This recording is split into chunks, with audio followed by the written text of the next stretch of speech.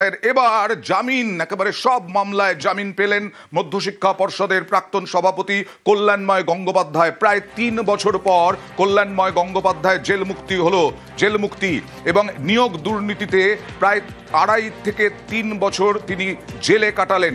কল্যাণময় গঙ্গোপাধ্যায়ের কিছু শর্ত আরোপ করা হয়েছে কল্যাণময় গঙ্গোপাধ্যায়ের ওপরে। হাইকোর্ট থেকে বিচারপতি তীর্থঙ্কর ঘোষ জামিন দিলেন। কল্যাণময় গঙ্গোপাধ্যায় প্রাক্তন মধ্যশিক্ষা পর্ষদ সভাপতি, নিয়োগ দুর্নীতি মামলায় তাকে গ্রেফতার করা হয়েছিল এবং তারপর থেকে তিনি জেলেই ছিলেন।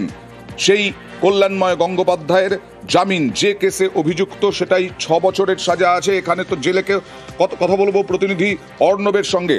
অর্ণব, কিভাবে জামিন পেলেন? এটাই কি অবভিয়াস ছিল? দেখো, প্রায় ম্যাক্সিমাম 7 বছরের শাস্তি হতে পারে এই ক্ষেত্রে। 3 বছর 2 মাস তিনি কাস্টডিতে ছিলেন। 15ই সেপ্টেম্বর 2022 তাকে গ্রেফতার করা হয়েছিল, সিবিআই তাকে গ্রেফতার করেছিল। এবং এই নিয়োগ দুর্নীতির যে দুটো বডি, আর্টিকেল 12 দুটো বডি বা অথরিটি, একদিকে এসএসসি, অন্যদিকে মধ্যশিক্ষা পর্ষদ, এই দুটো বডির মধ্যে একটা নেক্সাস অর্থাৎ ষড়যন্ত্র, সেই ষড়যন্ত্রের ফসল হিসেবে চাকরি বিক্রি হয়েছে, এই ছিল অভিযোগ। আচ্ছা, আমি আসবো। এই ছিল অভিযোগ, আর এই অভিযোগেই কল্যাণময় গঙ্গোপাধ্যায়কে গ্রেফতার করা হয়েছিল।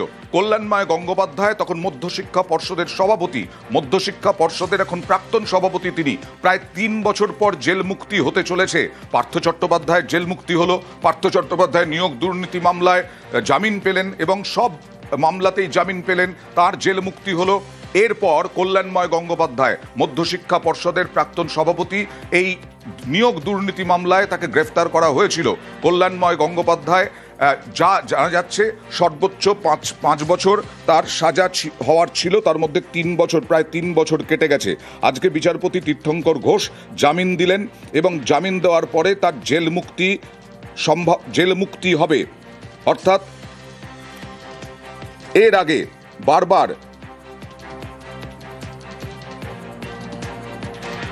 মধ্যশিক্ষা পর্ষদের তদন্তে সহযোগিতা করতে হবে, বিচার প্রক্রিয়ায় সহযোগিতা করতে হবে, এই হচ্ছে শর্ত। তদন্তে সহযোগিতা করতে হবে, বিচার প্রক্রিয়ায় সহযোগিতা করতে হবে। এই শর্তে কল্যাণময় গঙ্গোপাধ্যায়ের জেল মুক্তি বা জামিন বিচারপতি তীর্থঙ্কর ঘোষের। কল্যাণময় গঙ্গোপাধ্যায়কে প্রায় 3 বছর আগে গ্রেফতার করা হয়েছিল নিয়োগ দুর্নীতিতে। প্রাক্তন মধ্যশিক্ষা পর্ষদ সভাপতি।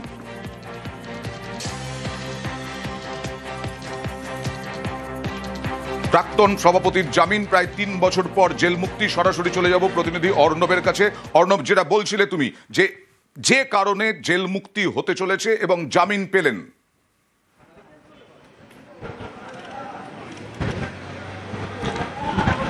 দেখো, বাই ডিফল্ট এই জামিন হওয়াই ছিল, কারণ সর্বোচ্চ শাস্তি 7 বছর এবং পূর্ব যদি অপরাধের কোনো অভিজ্ঞতা না থাকে, ফার্স্ট টাইম যদি কোনো অফেন্ডার হন, এক্ষেত্রে কল্যাণময় গঙ্গোপাধ্যায় এর আগে কোনো জেলে যাননি বা এই ধরনের হিনিয়াস ক্রাইমের অভিযোগ তার বিরুদ্ধে নেই।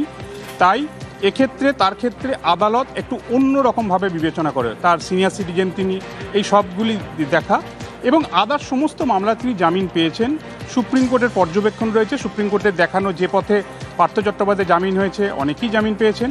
এবং একই সঙ্গে অর্পিতা মুখোপাধ্যায়, যিনি প্রথম এই নিয়োগ দুর্নীতিমামলায় জামিন পান, তার ক্ষেত্রেও কিন্তু এটা গেছিল। অর্থাৎ ফার্স্ট টাইম অফেন্ডার এবং সর্বোচ্চ যে শাস্তি হতে পারে তার প্রায় অর্ধেকটা তিনি জেলে কাটিয়ে ফেলেছেন।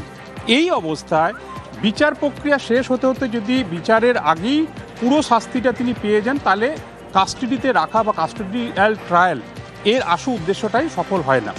এই জায়গা থেকেই বিভিন্ন দিক, এক সিনিয়র সিটিজেন, 2 যে এভিডেন্স দেওয়া হয়েছিল সেই এভিডেন্সগুলো গুরুত্বপূর্ণ। সুপ্রিম কোর্টে একটা পর্যবেক্ষণ রয়েছে অগস্ট মাসে চলতি বছরের, যেগুলো গুরুত্বপূর্ণ সাক্ষ্য, যেই গুরুত্বপূর্ণ সাক্ষ্যগুলো এই হেভিওয়েটরা পার্থ চট্টোপাধ্যায় হতে পারে, কল্যাণময় গঙ্গোপাধ্যায় হতে পারে, তারা যদি বাইরে বেরিয়ে আসে সেই সাক্ষীরা প্রভাবিত হতে পারে এবং সাক্ষ্যটা অন্যরকম আসতে পারে।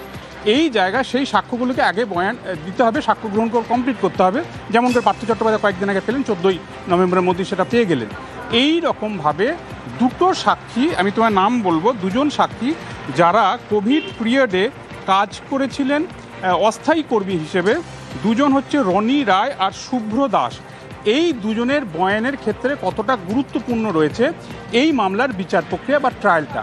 তারা কি হোস্টাইল হতে পারে, এই দুজনের বয়ানটা দেখতে চেয়েছিলেন, কি রেকর্ড করেছে, তাদের কি ভূমিকা রয়েছে মামলায়, সেটা আজ বিচারপতি তীর্থঙ্কর খতিয়ে দেখেন। এবং তারপর যেহেতু আদার্স মামলাগুলো অর্থাৎ RC, group C, group D, নবম দশম, একাদশ দ্বাদশ 4টে রেগুলার কেস ছিল সিবিআই, একই সঙ্গে ইডিরও একটি মামলা ছিল। এই মামলাগুলির মধ্যে নবম দশমের শিক্ষক নিয়োগের যে মামলা, সেই মামলা বাদ দিয়ে বাকিগুলিতে তিনি জামিন পেয়ে গেছেন।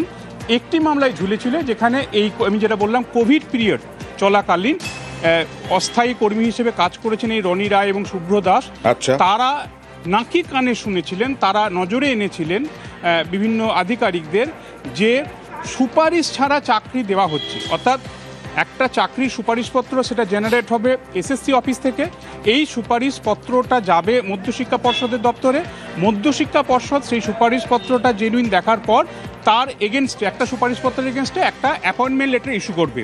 এই অ্যাপয়েন্টমেন্ট লেটার যে ইস্যু হয়েছে সেটা এসএসসি হলফনামা দিয়ে দাবি করেছিল তারা সুপারিশপত্রই দেয়নি, যেগুলো ইতিমধ্যেই চাকরি দিয়েছে। তারা যেগুলো দিয়েছে তার বাইরেও রয়েছে, যেটাই সিবিআইয়ের কিন্তু এই দুর্নীতির একটা বড় পাট খোঁজা। এই জায়গা থেকে কল্যাণময় গঙ্গোপাধ্যায় সভাপতি থাকাকালীন অর্থাৎ সুপারিশ ছাড়া চাকরি হয়েছে।